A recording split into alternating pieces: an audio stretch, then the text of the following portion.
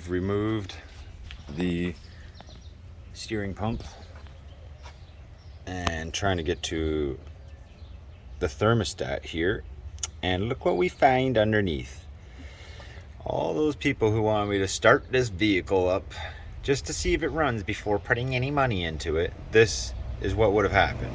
That would have clogged up, it would have overheated, and that would have gotten all into my engine block. So for all you mechanics that told me what to do, you're wrong. You're wrong.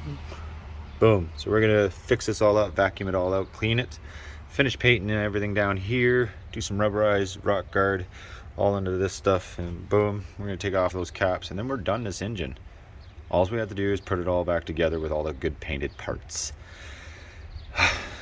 We're getting there. All right, Brooklyn assisted me with pumping some water into the rad because I thought I seen a little leak down here. Then we cleaned this off and popped it open to find out that there is actual radiator fluid in there.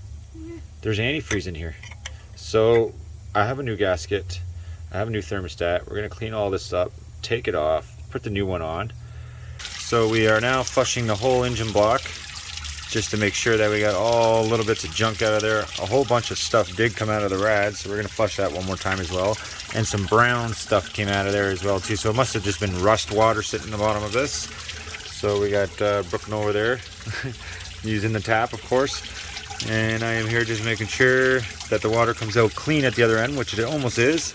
So we're gonna be switching to this and doing the same thing. Well, stay tuned.